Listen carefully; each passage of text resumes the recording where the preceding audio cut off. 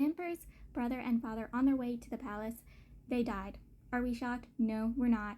Like, I wasn't surprised one bit. I knew this was going to happen. I knew the emperor was going to get rid of his brother and father the moment he changed their plans, because the main character was supposed to be the one to go collect the former emperors. Instead, he switches the main character out for the main character's old friend, you know, the one who was captured and his wife was left with the captors and he got freed with everybody else. Yeah, I knew the moment this man got replaced with the main character in the plans and the main character wasn't informed until later. Yeah, I knew the emperor had intentions of getting rid of his brother. Like, I knew that was going to happen. Even though they had plans of having his brother step down, I knew those plans were going to stay. I'm like, he's going to get rid of his brother, isn't he? And then when it happened, I went, yep, that's exactly what he did. I mean, it happens in almost all these kinds of stories. I mean, it happened in Stars of Chaos, for an example. Like, this happens. If you're royalty and you're about to be stepped down off the throne, most likely you're not being stepped down. You're going to be getting rid of. Sworn brother general, obviously he's upset when he hears the news. He storms into the palace to question the emperor, which only gets him thrown into prison. And then the main character, he wanted to also storm the palace and question the emperor, but he decides not to. He waits until the next morning during assemblies with everybody else. He leads the charge of asking questions that needs answers. He's hoping that the emperor would answer the questions that would prove he didn't do what he did. And the way he's answering it, it's so obvious he did the crime, that he got rid of his own brother and father, which very infuriates and upsets the main character. The main character was coming up with possibilities of that could have been done, and that the emperor did not get rid of his father and brother, and nope, he did. He exactly did that, which, frustrates and upsets the main character. The emperor later talks to the main character about it, and the main character, he's upset with the emperor. He's telling the emperors their connections, their bonds, their relationship, it's done. He is basically retiring from his position. He is done cleaning up the emperor's messes, because he's been cleaning up the emperor's messes since they've met. We all know that. These past few weeks, it's basically the main character taking care of the emperor, doing everything he can for the emperor, and this is how the emperor repays him back. All he's done for the emperor, and the emperor is making a humongous, nasty mess for him, and he's not going to clean this mess. He's done fixing his problems. He just wants to live his regular life and not deal with the emperor no more. Like, he is done. The main character and the female cousin, they go and visit the sworn brother general and the leader of the rebellion. The main character answers all the leader of the rebellion's questions about how everybody else is doing and how everyone is striving, and the main character answers those, and he talks with his sworn brother, and his sworn brother tells him not to worry, that he is perfectly fine in his prison cell and he's going to stay there and make sure that no one gets him out of that prison cell until he's ready to get out. And the main character's like, okay, and I'm starting to get a little suspicious about this. Why does this man want to not leave his cell? I know he is stubborn. I know he is upset over what was done to the man. He wanted to be on the throne, but that can't just be the reason, right? Is there more going on? Does he know more than we know and the main character knows? The male lead, he basically gets the whole death of the two emperors put onto his head. And he's almost imprisoned for it, but not really. Like, nothing actually happens with this. Like, there is like, oh, he done this, but it doesn't actually really happen.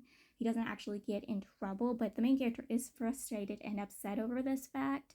And I thought at this time that the emperor was doing this to get rid of the male lead and keep the main character all to his side, because again, the emperor is creepily, scarily obsessed with the main character. Like, we can all agree like that he's obsessed with the main character and he does not want to let the main character go. But yes, nothing actually happens to male lead. He is not imprisoned. Nothing really bad happens. He's basically scot-free. So after almost having everything put on his head, the male lead and the main character reunite. It is a super sweet, romantic moment, and the emperor ruins it. He basically tells them to come with him. He has something to show them. Like, he needs them to see it. And the main character, he doesn't want to go with this man. He's absolutely terrified and scared of this man. And I don't blame the main character. I'm scared and terrified of this man. I mean, I was scared and terrified of him back in book 3. Like, I honestly acknowledge that he is kind of a good emperor, but it's also because the main character is doing most of the backbone and work. Like, yes, I didn't want the former emperor to be on the throne because, again, this man abandoned his people when they needed them. But at the same time, that doesn't really mean I want this guy on the throne either. But I also see that this man has done stuff for his people. But I'm scared of this man. And so is the main character, because he's afraid this man is about to get rid of them or put them in prison. But they agree to go with this man.